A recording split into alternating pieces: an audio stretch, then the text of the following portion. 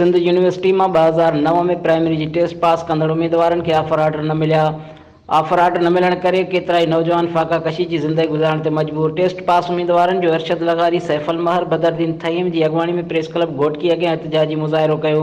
उन मौके ते टेस्ट पास उम्मीदवारन सैफल महर, बदरदीन थईम, अली अकबर कलादी, कुर्बान सुमरो, मोहम्मद अली शेख, लिया अमानत लगारी, दिलीप कुमार बेन एहतजाज कयो त असां 2009 में सिंध यूनिवर्सिटी में टेस्ट पास कई ऐं रेगुलर पीटीसी कई, पर 12 साल गुज़री वञण बावजूद भी अञा ताईं असांखे ऑफर ऑर्डर न मिली सघिया आहिनि। हुननि चयो त गुरबत बावजूद असां लखे रुपया ख़र्च करे तालीम हासिल कई ऐं टेस्ट पास कई, पर उनजो अजर न मिलियो। हुननि चयो त ऑफर ऑर्डर न मिलण करे असां अॼु बि फाका कशी जी ज़िंदगी गुज़ारण ते मजबूर बणियल आहियूं, पर हुकूमत असां इंसाफ़ नथी करे। उन मौके ते उम्मीदवारनि chief justice of Pakistan, Sindh सरकार ऐं तालीम जे सूबाई वज़ीर खां घुर कई त 2009 में सिंध यूनिवर्सिटी मां टेस्ट पास कंदड़ उम्मीदवारनि खे ऑफर ऑर्डर ॾेई फाका कशी मां कढियो वञे।